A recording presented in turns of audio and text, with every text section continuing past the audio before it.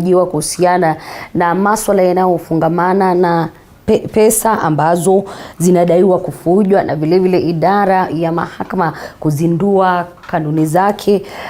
Ni kikao ambacho kimehudhuriwa na Rais William Samoei Ruto pamoja na kiongozi wa mahakama hiyo ambaye ni Jaji Mkuu Martha Koome, na vile vile viongozi wanatarajiwa katika kaunti ya Makueni ambapo watakuwa wanaelekea katika mazishi ya mamake Mahanzo ambaye ni seneta wa kaunti hiyo ya Makueni. Siasa mbalimbali zikitarajiwa katika maeneo hayo. Lakini mpenzi mtazamaji, vile vile waziri wa elimu Ezekiel Machogu anaungana jopo kazi la kuangazia mustakabali wa CBC katika kaunti za Laikipia na Nyeri. Hizo ni baadhi ya taarifa ambazo tutakuwa tukizipa kipaumbele, lakini kwa sasa methali ya siku.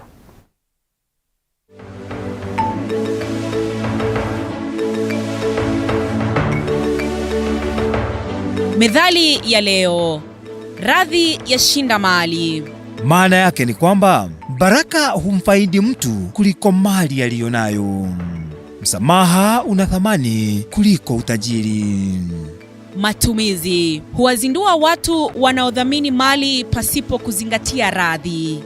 Methali nyingine yenye maana sawa na hii ni radhi ya mzee ni fimbo maishani.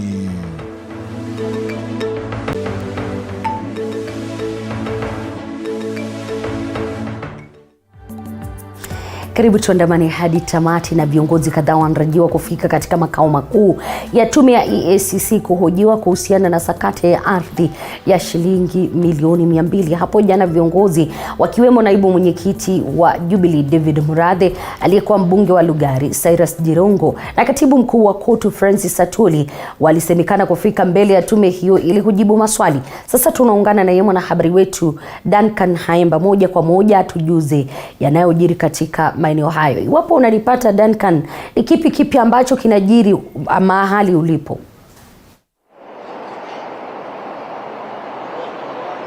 Ndio, nakupata vema sana Elizabeth Motoko, lakini radhi kidogo kwanza nikwambie kwamba ni Manuel Haemba, sio Duncan Mtuku. Sio Duncan Haemba kuradhi, lakini sasa hivi nipo katika makao makuu ya tume ya uchunguzi na kupambana na ufisadi EACC hapa jijini Nairobi, ambapo viongozi mbalimbali wanatarajiwa kufika mbele ya kamati hii kuweza kutoa taarifa zaidi kuhusu sakata ya shilingi milioni 200 inayohusisha shule ya msingi ya Ruben iliyoko katika eneo bunge la Starehe. Na baadhi tu ya viongozi ambao wanatarajiwa kufika mbele ya tume hii ni naibu mwenyekiti wa chama cha Jubilee David Murathe, ambaye anadaiwa kupokea shilingi milioni 25.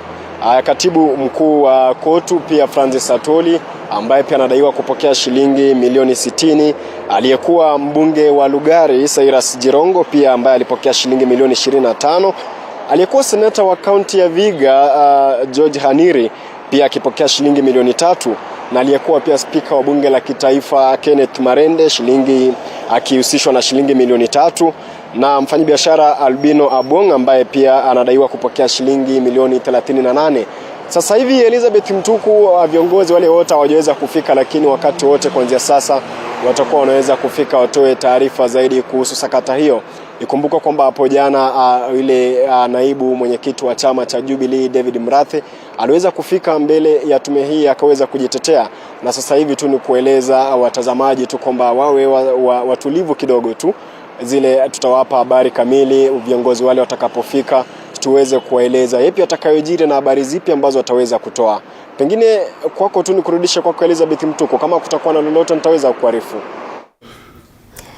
Ndio hivyo, tutakuwa tunafuatana kidogo kuweza kujua yale ambayo yanaendelea moja kwa moja kutoka maeneo hayo ya EACC, ambapo viongozi mbalimbali watakuwa wakifika pale kuhusiana na swala hilo. Huyo ni mwenzangu Emmanuel Haemba. Duncan vile ni rafiki yangu. Lakini wawaniaji wa kiti cha useneta kaunti ya Bungoma wanakutana na tume ya uchaguzi na uratibu wa mipaka nchini IEBC tawila Bungoma ili kuweka mikakati ya namna shughuli hiyo itaendeshwa tarehe 8 Disemba mwaka huu. Na kwa sasa tunajumuika na mwanahabari wetu Sostin Wanji aliye katika kaunti hiyo ya Bungoma. Wanji, hawa wanakutana wapi na ni yepi ambayo wanatarajiwa kuzungumzia kuhusiana na kipute hicho? Naam, shukran Liz, na kupata kwa njia ya shwari kabisa, na ni kweli kwamba hapa tulipo ni katika afisi za Tume ya Uchaguzi na Mpaka nchini IEBC ambayo ni tawi la Bungoma, na ni kweli kwamba waniaji wa kiti cha useneta ambacho kiliweza kuachwa wazi na spika wa bunge la kitaifa wa sasa ambaye ni Moses Wetangula wanaweza kukutana na tume hii ili kuweka mikakati, tuone ni yepi yatakayokuwa yakiweza kutendeka mnamo tarehe 8 mwezi Disemba. Na pasipo na kunena mengi, hebu tuweze kuongea na mwenyekiti wa tume hii kaunti ya Bungoma na vile waniaji hapa katika kaunti ya Bungoma. Tukianza na mwenyekiti, madam, hujambo na karibia hapa uweze kutueleza ni yepi mikakati ipi hasa ambayo mmeweka hapa hii leo kuhakikisha kwamba shughuli ya tarehe 8 Disemba inafanikiwa. Karibuni sana. Kwa majina ni Big Grace Rono, County Elections Manager, at the same time County Returning Officer. So we are coming back again to an election because of the vacancy when the Speaker was elected as the Speaker of Parliament. So with us here today, we have 9 candidates who have come for pre-registration meeting, and we are also going to issue them the forms, the nomination forms, and then they'll be able to return on the 10th and 11th of this month for registration. After that, now we shall know our candidates. As for now, they are still trying to, we are going to give them information. Also, we are also going to give them the code of conduct on how they will be able to behave, because we need also peace in this county. And I also want to laud the people of Bungoma because of the last general election. They did very well. They voted about 67%, which was good. And I'll still request them to come out for this by-election to come and vote. At the same time, they have to maintain peace. And also, for the aspirants, we're also going to give them the code of conduct, and they will sign, and we shall be able to follow them because they need to follow that code of conduct. Yeah. Naam, nashukuru madamu, hilo linatosha. Hebu tuweze kuzungumuza na mwaniaji hapa. Kwa kwanza, kwa majina, tueleze we waitwa nani na nini hasa ambacho cha kuvutia kuwania kiti hiki cha useneta, na je, iwapo umeweza kuitikia wito wa IEBC na umeridhika na mikakati yote ambayo imewekwa kufikia sasa? Kwa majina naitwa Julius Masinde, nikiwa mgombea huru wa uchaguzi wa useneta katika kaunti ya Bungoma utakaofanyika tarehe 8 Disemba. Sisi tumeitikia wito wa kuja leo kukutana na tume ya uchaguzi nchini kaunti hii ya Bungoma ili kuweza kupata maelezo ya yale ambayo wanahitaji kwetu ili tukaweze kuidhinishwa kama wagombea rasmi wa kiti cha useneta. Na kwa hivyo kufikia sasa hatuwezi sema kwamba tumeridhika ama hatujaridhika, kwa sababu ndio mikakati inaanza. Kwa hivyo tutakuwa tukiangalia jinsi tunavyoendelea kila siku, na kisha tutasema kama matayarisho yao yanaridhisha ama hapana. Lakini kwa sasa ndio mikakati imeanza ama ndio shughuli imeanza. Ni siku ya kwanza ndio tunakutana na hawa kujuana, alafu kisha baadaye tuanze shughuli za kujitayarisha kwa registration ambayo itafanyika Ijumaa na Alhamisi wiki ijayo. Umenena kwamba wewe ni mwaniaji huru. Je, ni kipi ambacho unataka labda tume ya uchaguzi ya IEBC na vile vitengo vya usalama viweze kuweka mikakati kuna kwamba uchaguzi huu unakuwa usalama? Jambo muhimu ni kwamba tume ya uchaguzi nchini pamoja na vikosi vya usalama, polisi na wengine wote ambao wanahusika na usalama, provincial administration, wakaweze kuhakikisha kwamba tuko na what we call a level playing field, so that each and every candidate is able to articulate his issues, is able to express himself to the public, and is able to campaign for himself. At the end of it, we will have one senator for the county of Bungoma. He will be the senator for all of us. If I become the senator, I will be the senator for all of the other 8 contestants. and whoever wins becomes the senator for all of us. So it is important that we get a level playing field so that we can be able to each of us propagate our manifestos, our agendas, and be able to prepare ourselves for the 8th of December. Labda mwisho, wananchi watarajie nini kutoka kwako? Manake aliyekuwa seneta Moses Wetangula amekuwa nguzo muhimu katika siasa za kaunti ya Bungoma. Wananchi watarajie nini kutoka kwako kama Julius? Mimi wananchi wa Bungoma wanaweza kutarajia ya kwamba nitawakilisha vilivyo katika bunge la seneti. Nitafanya oversight bila mapendeleo kwa sababu nimesema mimi ni mgombea huru. Kwa hivyo hakuna chama kitakachonisukuma, hakuna mtu atakayenisukuma. Kwa hivyo nitafanya oversight nikiwa na uhuru wa mawazo, na nitahakikisha ya kwamba yale matarajio ya wananchi wa Bungoma yametimizwa.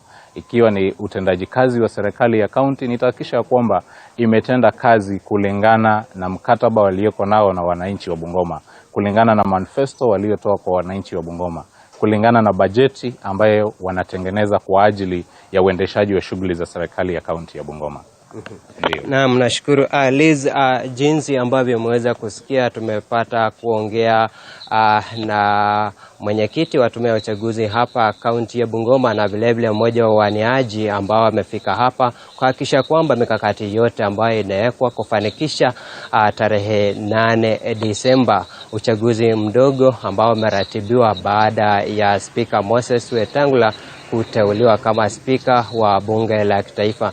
Na kwa dakika moja tu ni kujulisha kwamba kiti hiki kimevutia waniaji 9 jinsi alivyosema Madam Grace Rono, na kunao waniaji ambaye ni wa UDA aliyekuwa mbunge wa Bumula Mwambu Mabonga, kunaye Wafula Wakoli wa Ford Kenya, na aliyekuwa mbunge wa Kandui Wafula Munyinyi, miongoni wa wengine wengi. Na hapa tutahakikisha kwamba yoyote atakayokuwa yanajiri kutoka kaunti ya Bungoma tutakuwa tunamfahamisha mtazamaji wetu. Mimi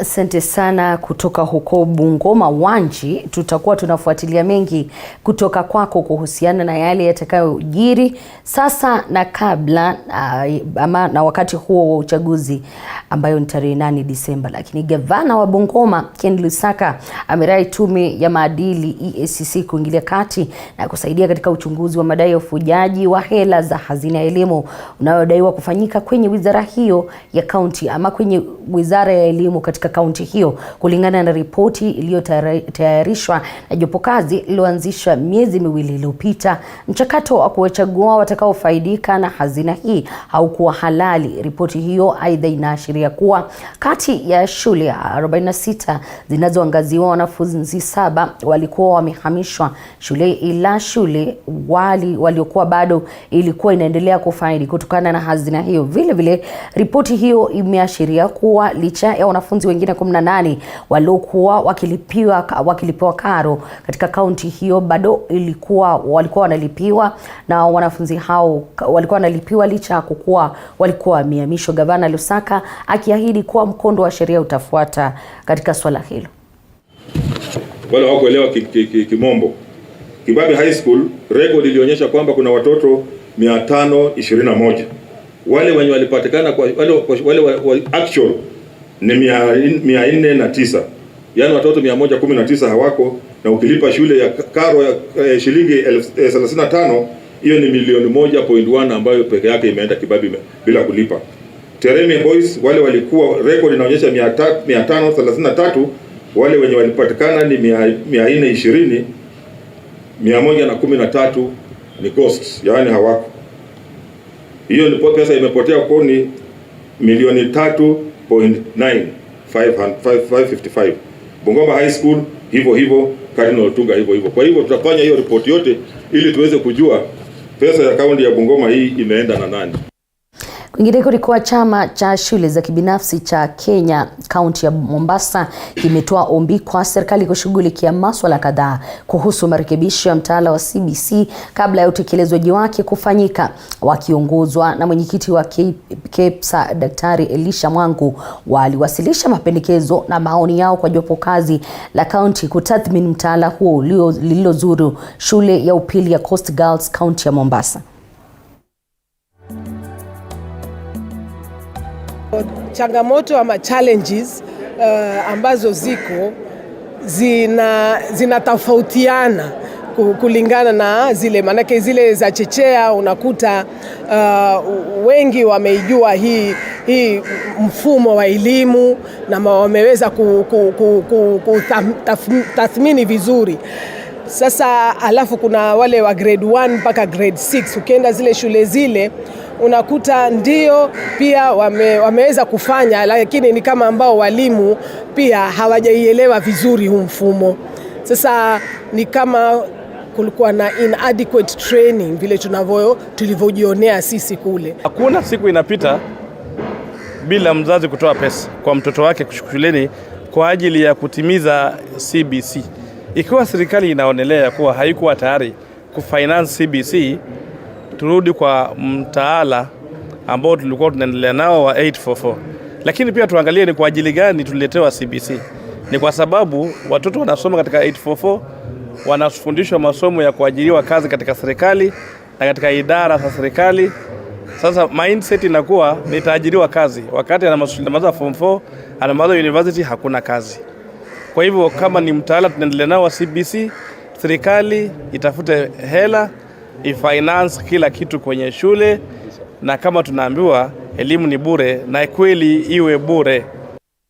Na uongozi wa muungano wa Kenya Kwanza kaunti ya Busia umepongeza Rais William Samoei Ruto kwa kumteua Bi Susan Mangeli kuwa katibu mkuu katika afisi ya rais, wakiongozwa na mwenyekiti Vincent Okochil. Walionyesha imani katika uteuzi wa serikali ya Ruto kutoka kaunti hiyo ya Busia na kutoa matumaini yao katika maendeleo yatakayofanyika. Wakizungumza na waandishi wa habari mjini Busia, viongozi wa kamati ya wanawake wa Kenya Kwanza Zida alisema kwamba uteuzi wa Susan ni heshima kubwa kwa wanawake wa kaunti ya Busia.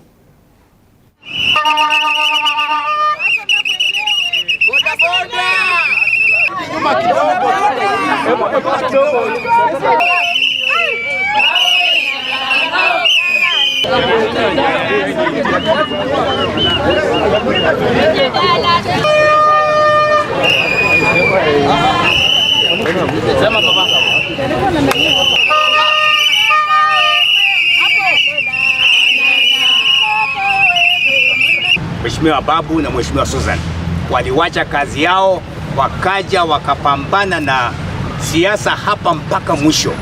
So we are very grateful indeed, kwa sababu rais mwenyewe ameona ile juhudi waliweka. Tunaomba nafasi zingine zikiweza kupatikana, aweze kumbuka mtu kutoka kwa ANC, aweze kumbuka mtu kutoka kwa Ford Kenya, ili tusongee pamoja, sababu sisi wote ni nyumba moja. Lakini kwa sababu serikali ni kubwa, wale wote wenye walitaabika naye, wenye walitembea naye, wote watakuwa na kitu kidogo kidogo ili serikali ikiendelea. Amechagua dada yetu kama PS. Kwa hivyo sisi kama wamama tunasema asante kubwa, na tunatakia kila laheri hii serikali ya Hustler. Sisi tuko na matumaini makubwa kama wamama, na hii pesa ya Hustler Fund tuna matarajio kuwa yatasimamiwa na Susan Mangeni kama PS. Hustlers Fund inakuja katika SACCOS. Ninaomba watu wa Busia County, wakati hiyo hatuna nafasi ya kulialia, tujipange katika SACCOS vile rais alisema, ili na sisi tukue mstari wa mbele ili tupate kuchuna katika hii serikali.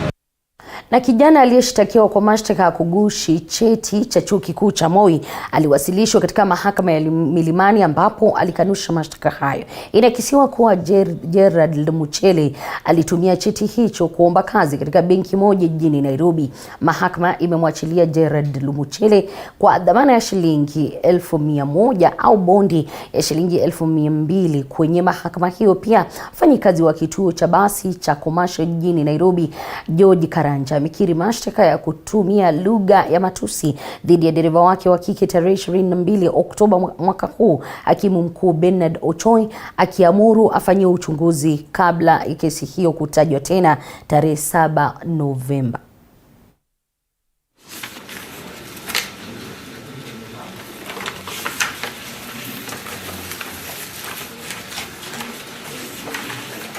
After the report was made, investigations commenced.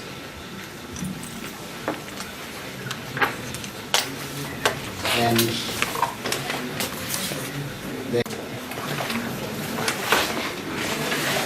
after identification by the complainant,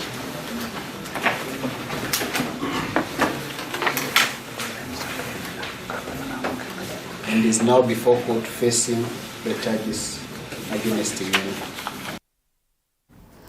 Bila shaka mpenzi mtazamaji, ni Matukio Mtambuko tukiendelea kukuletea awamu hii kutoka kaunti mbalimbali humu nchini. Na kumbuka baadhi ya taarifa ambazo tunafuatilia kwa kina ni pamoja na wale viongozi ambao wanajiwasilisha kwenye tume ya EACC ili kuweza kuhojiwa kuhusiana na shtaka la fedha ambazo zilipotea ama zilifujwa katika kipande cha ardhi, na vile vile kuna masuala kuhusiana na siasa na vile vile mahakama ambayo tunatupia jicho. Lakini kufuatia ongezeko la ukame nchini, wasamaria wema wanazidi kujitokeza wakigawa msaada wa vyakula kwa familia zisizojiweza huko Kajiado. Zaidi ya familia 500 kutoka eneo la Emart na Lipolosat hivi sasa zina sababu ya kutabasamu baada ya kupokea msaada wa vyakula kutoka kwa wahisani kutoka kaunti ya Kajiado. Wakizungumza wakati wa ugawaji wa chakula hicho, baadhi ya viongozi wameomba serikali na wahisani wema kuzidi kutoa msaada huu.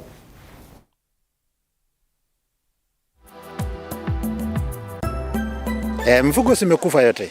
Nakuta mtu mwingine hata ana sai, hata makuku zimekufa, punda, ng'ombe, mbuzi, yote zimekufa kwa sababu ya kiangazi.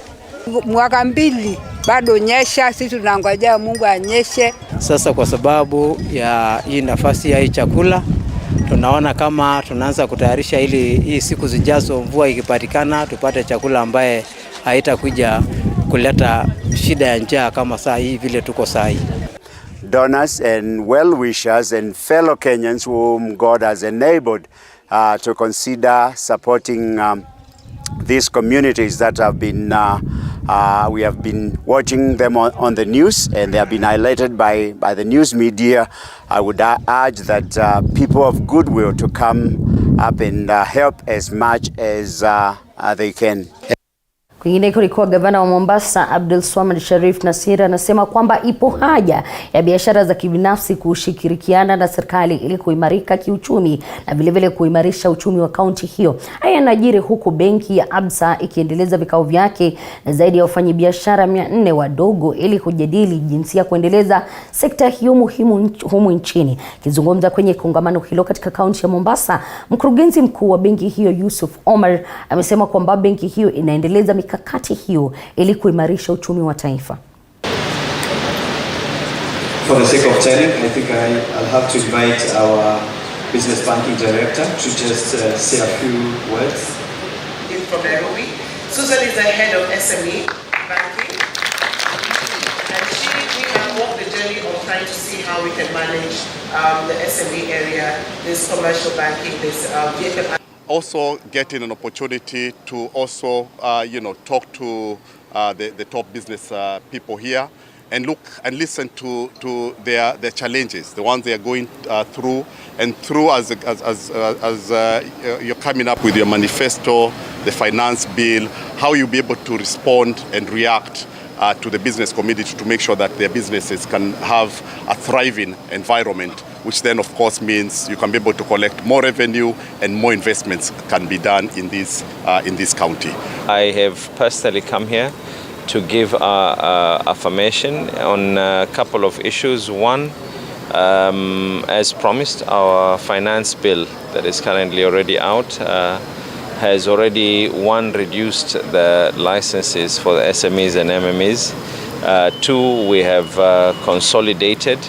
3, we have zoned out Mombasa. That means certain areas are going to be paying way cheaper, and even the one who is paying expensive has still been discounted from what it was before. The only thing that we will be requesting for and will be very strict on is compliance, that everyone has to play their part. 2, we have talked about the Mombasa revolving fund, which is the fund that we promised people for during the campaign period on people being able to have access. One of the models that we want to use is that we will take a lump sum and deposit it with a financial institution. The financial institution will in turn use that as a guarantee to give to the SMEs and MMEs with a very a decent grace period. And if anything at all, will be just for purposes of covering overheads and a small interest that for the bank to be able to sustain. Na tukiondoka huko ni kwa jiji mkuu Martha Koome anaongoza idara ya mahakama katika kutoa ripoti ya utendakazi wake katika kipindi cha mwaka 2021 mwaka 2022. Rais William Samoei Ruto anatarajiwa kuhudhuria hafla hiyo, na kwa sasa tunavuka huko ambako msajili mkuu wa mahakama Anna Madi anazungumza, tupate kusikiza. I'm particularly honored to have Your Excellency, the President, as our chief guest. This is not the first time you're honoring us with your presence for this function, and we do not take it for granted. We are also very grateful for the support that your government has accorded to the judiciary so far, and we are confident that when we return here next year for the presentation of the 12th edition of this report, we and the people of Kenya will have a lot more to celebrate. Let me also thank, in a very special way, the legislature represented here by the Honorable Speaker. You've supported us with the resources that have enabled us to discharge our mandate, and you've always honored our invitation to this annual event. All the previous speakers have been part of this, and we do not take that for granted either. Today, the Chief Justice is here to present the 11th edition of SOJA alongside the representatives of judges, judicial officers, and staff who have worked tirelessly during the reporting period to ensure the highest standards of service delivery for the people of Kenya. Your Excellency, allow me just a few moments to recognize the members of the Judicial Service Commission. I'll just ask that you rise and wave. Judicial Service Commission members, thank you very much. And to acknowledge in a special way, judges of the Supreme Court. Thank you very much for being here, for all the work that you've done. Judges of the Court of Appeal, led by the President of the Court, Honorable Justice Musinga, and your judges, thank you very much. We acknowledge you. Judges of the High Court and Courts of Equal Status, together with their presiding and principal judges, just rise and let's acknowledge you. Let's give them a hand. Thank you. Thank you so much for the results that you've posted. We also have registrars who support my office to facilitate the various courts. Our registrars, Court of Appeal, Registrar, High Court, Registrar Magistrates Court, Registrar Small Claims Courts, Registrar Courts of Equal Status. Thank you very much for the work that you do. We have heads of stations, we have magistrates, we have directors who support, who provide the administrative support for the judicial work. We have staff here also represented by the Kenya Judicial Staff Association. And finally, I want in a special way to acknowledge the members of the SOJA Preparatory Committee that put together this report. Members of the committee, are you here? Please stand up so that we can acknowledge you. Thank you very much, Madam Washuka, for leading the team. They are all at the back there. We do not take for granted the work that you have put in. Your Excellency, the stability and economic development of a nation turns on the fulcrum of the rule of law. And the rule of law operates best when the three coordinate branches of government work in symphony and not in conflict or conspiracy. It is for this reason that we've always proclaimed as our operative policy the principle of robust independence and constructive interdependence. It is our commitment to the rule of law that has seen the judiciary in the last 12 years painstakingly work on its transformation agenda that has continued to secure its independence. I'm glad that the second limb of that independence, the financial autonomy, has finally been achieved by the operationalization of the Judiciary Fund, which took effect on 1st July 2022. And that is something for us to celebrate as a judiciary. I want to thank the Honorable the Chief Justice. I want to acknowledge the role of the former Chief Justices, the Judicial Service Commission, the Legislature, the Governor of the Central Bank of Kenya, the National Treasury, and the Controller of Budget for their respective roles in making this possible. May I also acknowledge our technical committee led by the Honorable the Deputy Chief Registrar of the Judiciary, Mr. Paul Ndemo, for giving this process its final push. We are currently experiencing the normal teething problems as we operationalize the fund, but we believe that this will be ironed out in due course. Your Excellency, ladies and gentlemen, there's something I want to say which is quite significant in Kenya's democratic outlook, and this is a peaceful and orderly transition of power in all the three arms of government. Here in the judiciary, we are launching the 11th soldier under the 3rd Chief Justice. We note that similar but fewer transitions of power have occurred in the executive and the legislature as well. We do not take these developments for granted, but build on them as we endeavor to create an inclusive, responsive, and effective government for the welfare of the people of Kenya.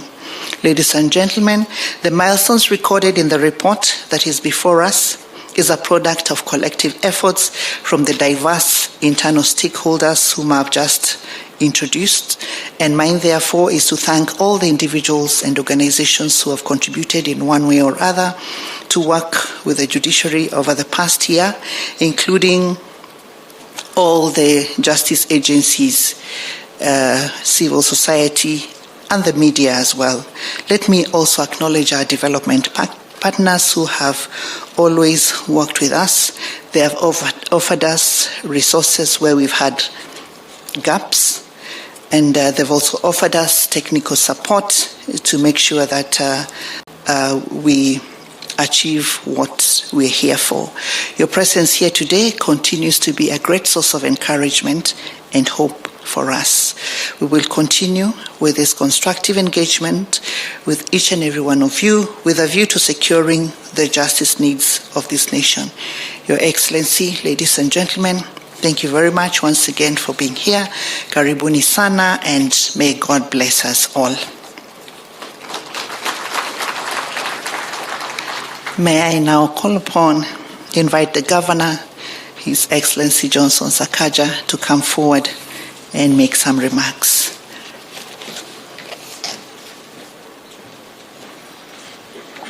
Thank you very much. I don't know if we're allowed to clap in the judiciary, but I think the Chief Registrar deserves a hand of applause. Your Excellency the President and the Deputy President, Lady Justice Martha Koome, the Chief Justice and President of the Supreme Court, Your Excellency, functions in Kenya would end in half the time if we didn't have to say everybody's name. So allow me to associate myself with the protocol already established. I acknowledge all the leaders here, all the different institutions that are represented. Let me first start by thanking the Chief Justice, whose gracious invitation in celebrating the judiciary and its leadership under the Chief Justice. Committee between governments and different branches is good.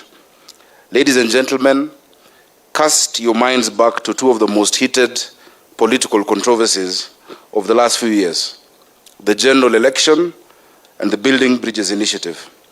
Both times, after an open public hearing of the arguments on either side, committee between governments and different branches is good.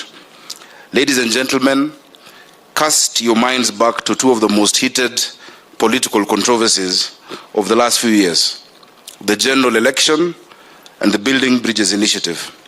Both times, after an open public hearing of the arguments on either side, the Supreme Court gave a considered ruling that won the acceptance even of those who did not assent. Quietly and almost unnoticed, the judiciary has become an exceptional solver of difficult public disputes. In a democratic country, not all disputes can be settled in court. There is and must be room for elections, for parliament's lawmaking, for executive discretion in administration, in short, for the proper separation of functions between branches of government. But where the judiciary has done well, we leaders in other branches of government must not be slow to commend you. And you also should not be slow to return the favor when the rest of us do well. Your Excellency, indeed, it's a pleasure to be here. I've not been a common visitor. Apart from the last election, I was very frequent here, and I made lasting relationships. So it's good to be here on a different mandate. But I want to mention, Your Excellency, two judgments that are not less important for being less well known than the decisions the Supreme Court has made in the presidential elections and the like. First is the High Court's ruling of 2013 that secured prisoners' rights to vote. And second, ruling in the same year, the ruling that blocked evictions in Mudurwa, right here in this county. Each time, the judiciary has protected and expanded the rights of the weak against the strong. These cases got nowhere near as much attention as those about national politics or high-stakes elections, but they have changed the lives of ordinary Kenyans. Are enjoying rates from the 1980s that you pay to the county government, and we've had a process of changing the valuation role to modern times. But with 6,200 objections, we were not able to start implementing the use of the valuation role. In less than 4 days, a conversation between His Excellency the President, myself, and the Chief Justice led us to gazette the establishment of the Valuation Court on the 26th of October. The CJ appointed Principal Magistrate Stephen Onjoro to chair the said court, and we gazetted 2 other members. And I am confident that we shall solve those 6,200 disputes in the next 2 weeks. Your Excellency, we are accepting all the disputes. If the county government and the valuation role says your property is worth 100 million, and you say it is worth 10 million, we shall accept. But when you need to compulsorily acquire it, we shall acquire it for 10 million, Your Excellency. I'm sure those cases will drop. So, ladies and gentlemen, there is much to celebrate, and we shouldn't forget that the judiciary is the first of the branches of the national government to be led by a woman. Let me ask you to join me in appreciating and applauding the judiciary. Equally, Your Excellency, no institution is perfect, and we would be the falsest of friends if we didn't take this opportunity as well to suggest ways in which you could serve us better, Lady Justice.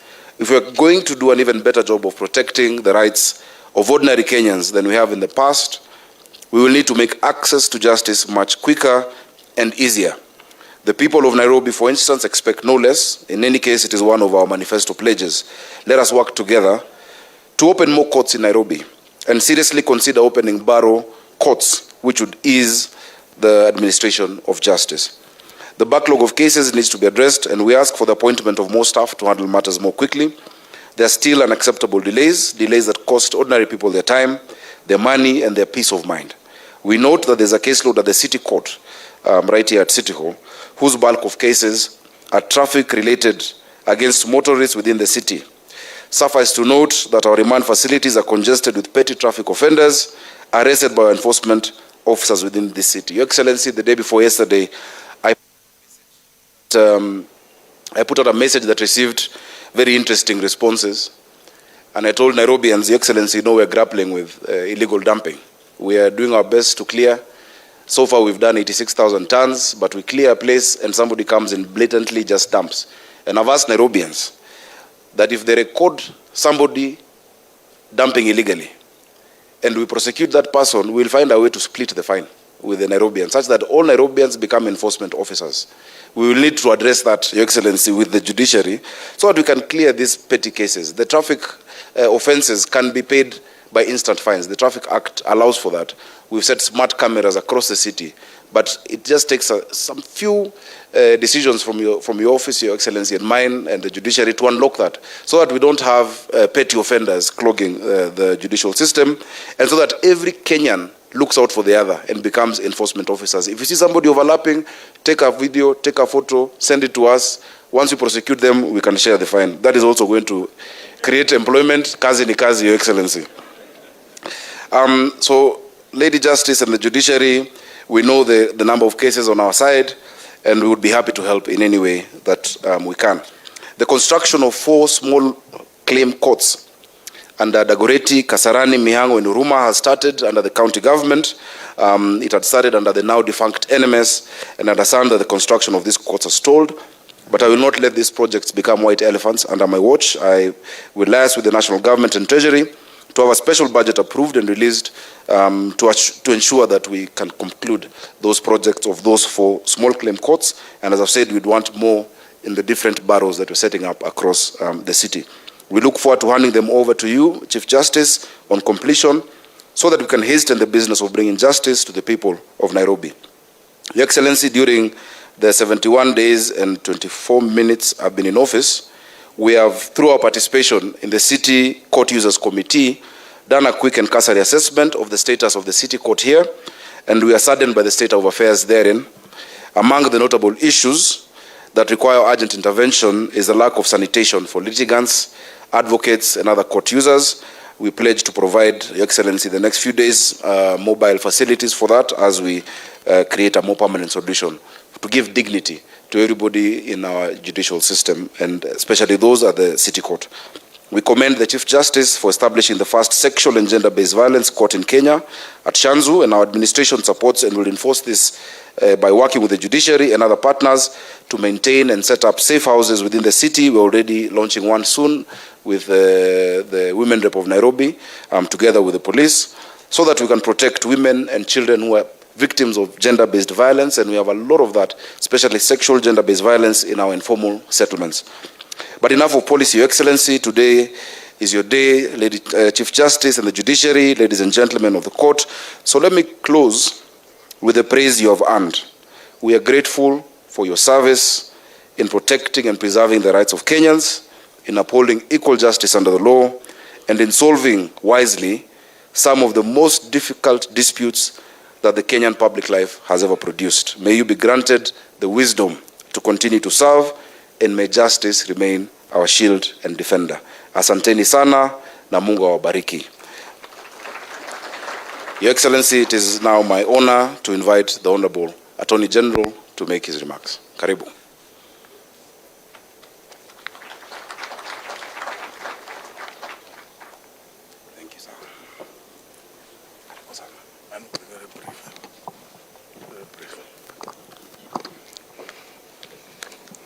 Your Excellency, the President of the Republic of Kenya and Commander-in-Chief of the Kenya Defence Forces, the Honorable Dr. William Samoei Ruto, Your Excellency, the Deputy President, the Honorable Rigathi Gachagua, the Honorable the Chief Justice and the President of the Supreme Court of Kenya, Lady Justice Martha Koome, Speaker of the National Assembly, the Honorable Moses Masika Wetangula, the Honorable the Deputy Chief Justice, Lady Justice Philomena Mwilu, the Governor of Nairobi City, the Honorable Johnson Sakaja, distinguished guests, ladies and gentlemen. Let me say that it's an honor for me to join you today for the launch of the State of the Judiciary and the Administrative Justice Report for the 2021-2022 financial year. And from the outset, I would like to thank the Honorable the Chief Justice and our team for a job well done in developing the report that is being launched today. Your Excellency, this report provides all actors in the justice sector, and indeed all citizens, the opportunity to evaluate the performance of the judiciary for the financial year under review. We will be able to take stock of the strides that have been made and the challenges that have been encountered in the realization of the judiciary's key mandate of ensuring access to justice. Such an open and transparent evaluation of the state of the judiciary and the administration of justice is critical in informing strategies and decisions for improved performance going into the future. Your Excellency, there is no doubt that much effort has been made towards building an independent and functioning judiciary in line with the requirements of our Constitution. One of the key highlights of these efforts in the financial year under review, Your Excellency, was the, as has been stated by the Chief Registrar of the Judiciary, the operationalization of the Judiciary Fund, which has remained a thorn in the flesh for a long time. And as you recall, Your Excellency, in the past, every time we appeared here, there's always been that request for its operationalization. Your Excellency's commitment for additional 3 billion shillings annually to the judiciary in the next 5 years is also a milestone within the period that is being reviewed. While more work remains to be done, these decisions will serve to guarantee the financial independence of the judiciary, which is a foundational element of the overall judicial independence. The decisions will also support the agenda of transforming the judiciary, including through the enhancement of the judiciary's infrastructural and human resource capacities. Judicial independence, like the independence of other arms of government, is a tool for serving and protecting the public interest. Therefore, regardless of the arms of governments in which we serve, we are collectively bound by the duty to serve the public. This collective duty makes us interdependent and requires of us collegiality, constructive checks and balances, and support for each other. Your Excellency, as a member of the Judicial Service Commission, to the government, I have committed to serve in the executive and the judiciary and to assist in ensuring that the two arms of government enjoy the cordial relations as they discharge their respective constitutional mandates without interference of each other's functions. Your Excellency, distinguished guests, ladies and gentlemen, I'm most grateful for your kind attention, and God bless you all, and God bless Kenya. Thank you.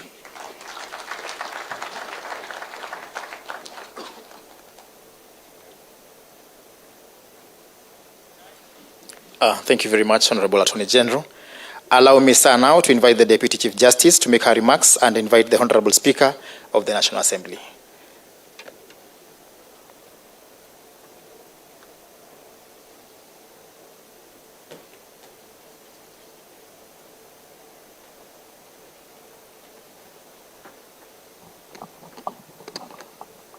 Your Excellency, the President of this Republic, and the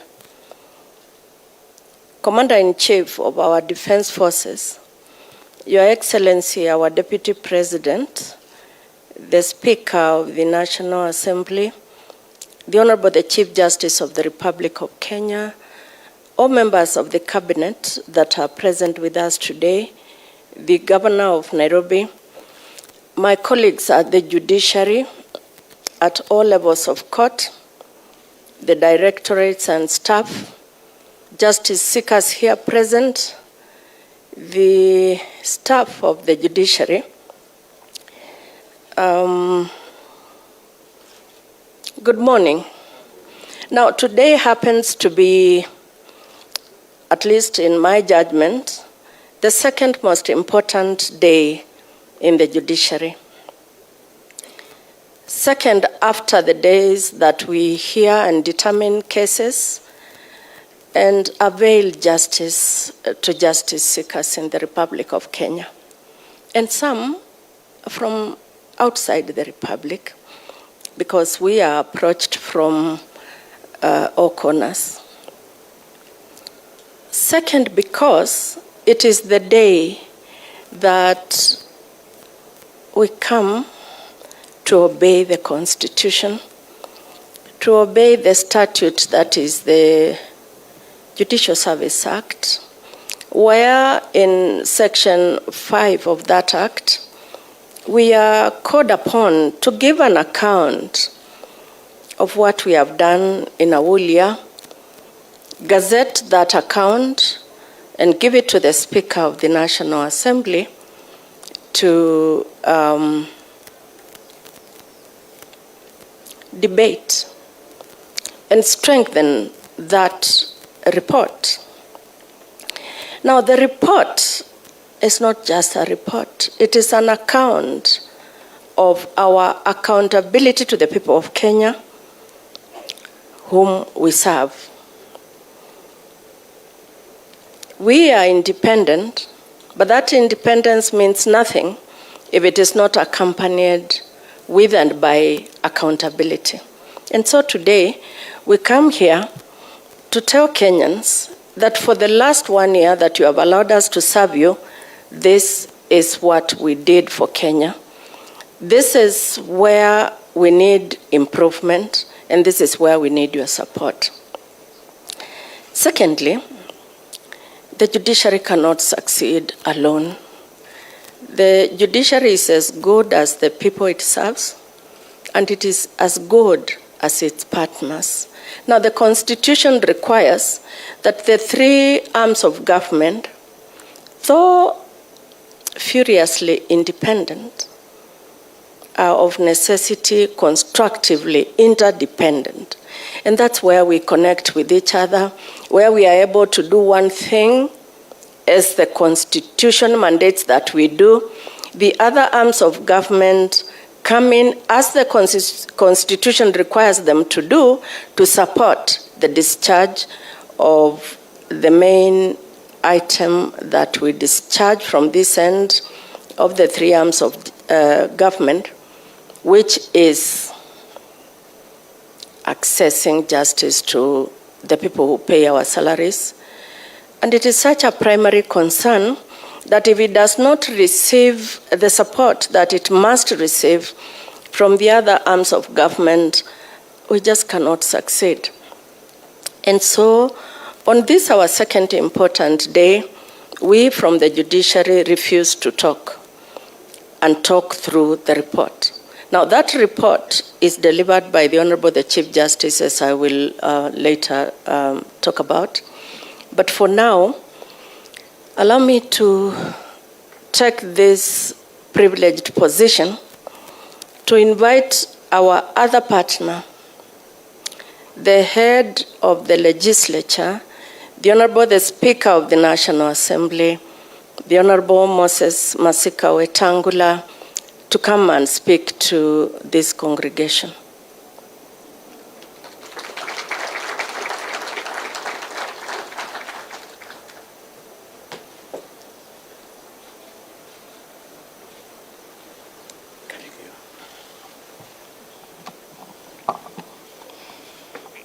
Thank you, DCJ. Your Excellency, the President of the Republic of Kenya, Your Excellency, Deputy President, my Lady, the Chief Justice and President of the Supreme Court, judges of the Supreme Court, the Court of Appeal and the other courts, the Governor of Nairobi, Cabinet ministers here present, and distinguished members in the congregation. Coming to, sorry, my friend, the Attorney General, my classmate. Coming to the judiciary for many of us is like a homecoming because this is where we started our early life. I was appointed a magistrate in 1983. And we served in various parts of this country. I didn't last long in the judiciary, and I left to go to practice. I'm saying this, Your Excellency, because as late as the early 80s, access to justice in this country was a very difficult issue. I remember in late 1983, I was hired by a sitting MP then to go to Mandera to represent his constituent. Going to Mandera took me 2 days by road, and I appeared in a court presided over by a DC who had no knowledge of any law. And as I was cross-examining a witness, he cut me short and said, "Wakili, maliza haraka tufunge huyu mtu twende." That is how far Kenyans have come to now access modern processes of getting justice. So we come here today, Lady Chief Justice and the judiciary as a whole, to celebrate your week and to receive your report and place it before the House of Parliament, where it will be debated, and the other arm of government that I lead will pass some judgment on your report, on your performance, and that is how interdependent we must be. Today, as we celebrate this great day, I want to encourage the judiciary to remain studiously independent. For the last couple of years, bills and acts of parliament passed at parliament have found their fate not too welcoming in the judiciary. You struck out many of them as being unconstitutional. And that is as it should be, because each arm of government must supplicate itself to the other. And whenever you make such decisions, it makes the legislature even more careful in ensuring that the laws they pass must be consistent with the Constitution and with the aspirations of the people of Kenya. So, Your Excellency, as we come here, I want to salute you for being consistent in declaring your desire and your government to support the judiciary unconditionally, so that they can be able to dispense justice to the ordinary people. Just one thing I want to finish with, Lady Chief Justice, and I think I've said this to you a few times before. In the old days when we were young practitioners, courts were studiously time conscious. 9 o'clock, if a lawyer or his client were not in court, the judges, the magistrates were seated there, and they would take a very dim view of a lawyer who comes late or a litigant who comes late. I want to encourage the judiciary that we keep to that tradition, so that members of the public who seek justice don't come and stand in the corridors of the courts for too long. I can see now you are digital. Even though the digital platform, if we observe time, will save a lot of other issues for Kenyans. Allow me to finish by once again saluting our judiciary for coming of age and for making milestone decisions in many, many disputes between citizens and the state, not to mention politicians versus politicians. And now we have come to a level where even those who don't agree with what you say are respecting what you say. And that is the Kenya we want, and that's the Kenya we must have. Thank you, and may God help the judiciary continue being the true defender of the interests of the weak and the mighty at the same level, because that's where society must be. Thank you.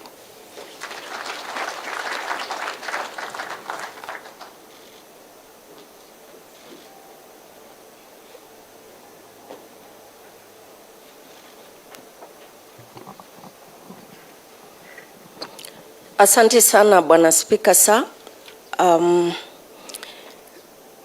You just happen to be in the judiciary, so this is our day. Your Excellencies, we are gathered today in this place to give an account of what we have done as required by statute. And the statute says that the person who will give that account on our behalf is the Honorable the Chief Justice of the Republic of Kenya, and it now falls on me to invite the Honorable the Chief Justice of the Republic, the Honorable Martha Karambo Kome, the President of my court, to come here and give the report. The Chief Justice.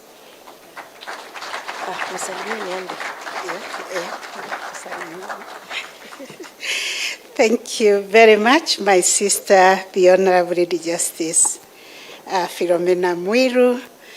Your Excellency, Honorable Dr. William Samoei Ruto, the President of the Republic of Kenya, Your Excellency, Honorable Rigathi Gachagua, Deputy President of the Republic of Kenya, our Speaker, Honorable Moses Wetangula, the Speaker of the National Assembly, the Deputy Chief Justice and Vice President of the Supreme Court of Kenya.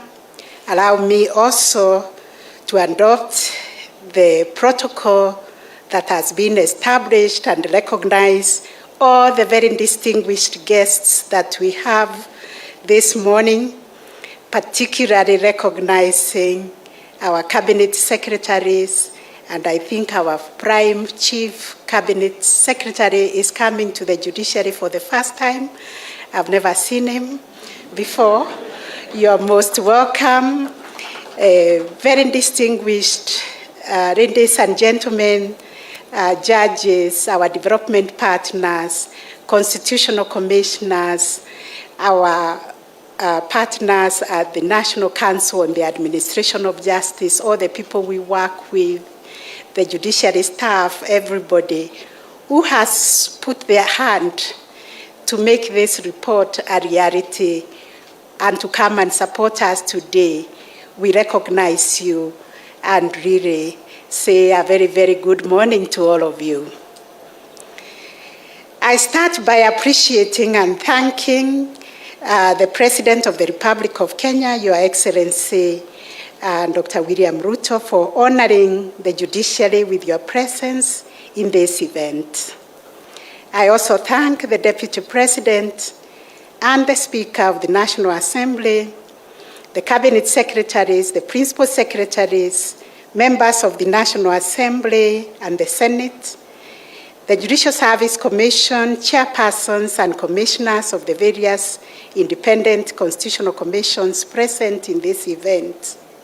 In addition, I'm gratified by the presence of the ends of various agencies in the justice sector and representatives of our development partners.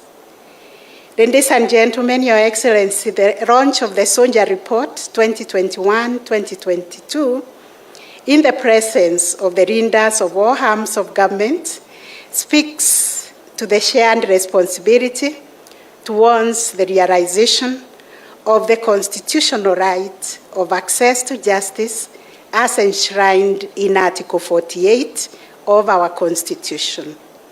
This calls for all of us to embrace collaborative institutional engagement because indeed we serve one citizen, the one we have named. We for the remarkable commitment to the constitutional goal of access to justice that you have demonstrated since you assumed office as the President of the Republic. Your triple commitment to address financial constraints that has hampered the optimal service delivery by the judiciary through increased budgetary allocation. Also, address judiciary's human resource constraints through appointment of more judges and curing the judiciary's acute infrastructure deficit through support of the judiciary's digitization agenda, and also your commitment to support us establish 100 small claims courts and also courts in all the constituencies and high courts in all the counties as part of your legacy agenda are truly clear of irrefutable evidence that you intend to partner with the judiciary to realize the objective of establishing an efficient and accessible justice system, and for that we are most grateful. Your hand of support and collaboration to the judiciary could not have come at a more appropriate time. This is given that the report we are launching today, like the previous ones, show that the judiciary is not operating optimally due to significant budgetary, infrastructural, and human resource constraints. We therefore look forward to working with Your Excellency as guided by the spirit of cooperative dialogue and responsibility sharing as envisaged in the Constitution to ensure access to justice for all. The fact that Your Excellency has embraced deepening access to justice as part of your government's bottom-up agenda makes this decisive moment in the history of the Kenyan justice sector. It is a moment that historians will, in future, look back to and identify as a transformative moment when all state organs jointly embarked on the journey of establishing an efficient justice system, which is a key ingredient and enabler for the realization of our national aspiration of social and economic development. In the judiciary, we are currently pursuing a strategic vision that we call social transformation through access to justice. This vision is a continuation of the pioneering judiciary transformation framework instituted by our Chief Justice Emeritus, William Mutunga, and sustaining judiciary transformation, which was heralded by my predecessor, the Honorable Chief Justice David Maraga.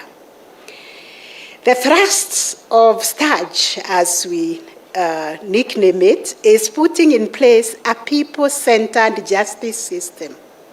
We aim to remove all barriers that have hindered access to justice for the excluded, or those you have identified in your policy as being in the bottom of the pyramid. We believe that this perfectly dovetails with the government's agenda. Your Excellency, the reality is that removing barriers to access to justice is a challenge that the judiciary cannot surmount on its own. Therefore, all arms of government should join hands and work together to master this formidable challenge. My call and plea today is that it is time for us to come together to build our judiciary to be a strong and independent institution, an institution where judicial services are truly public goods that are accessible to all citizens, including the vulnerable, who are the most in need of judicial services, but have historically been excluded from accessing justice. Over the last 1 year, Your Excellency, the judiciary has been hard-pressed to work in pursuit of the strategic outcomes identified in the START. The report shows that we have made great strides in ensuring that our justice system is accessible, it is efficient, it is also expeditious and cost-effective as mandated in the Constitution. At the same time, it also offers the nation a glimpse of the vital and urgent areas in which our corrective intervention is still required. Your Excellency, distinguished guests, ladies and gentlemen, during the financial year that we are reporting, 404,000 cases were filed in the judiciary, out of which 257,000 were criminal cases, and 147,000 cases were civil cases. And just to get a glimpse of where these cases came from, 42% of them actually came from 5 counties: Nairobi, Nakuru, Mombasa, Kiambu, and Machakos. These courts recorded a case clearance rate of 94%, where 380 cases were resolved. And that, I think, deserves a clap. A clearance rate of 94% is really good. At the end of the financial year, we had 878,000 cases pending before our courts. And this comprises of 294,000 criminal cases and 384 civil cases. This is an increase by 5% from the previous year. 76% of these pending cases are before the magistrates' courts. Of the pending cases, at the end of the period, 50% of them have been in the court system for over 1 year. This is a 10% decline from the previous year. In pursuit of our vision of ensuring that our justice system is efficient and cost-effective, we pursued a number of game-changing interventions and initiatives aimed at enhancing access to justice and service delivery in the course of the financial year that we are reporting. As a way of expanding the doorways of justice, 11 new ELC courts and 6 new High Court stations were established across the country. I think you need to applaud that. In addition, 2 Supreme Court sub-registries were opened, 5 Court of Appeal sub-registries, and 3 High Court sub-registries were established during this year. These initiatives expanded the footprint of these courts across the country. Na mtazamaji, picha hizo zinakujia moja kwa moja kutoka mahakama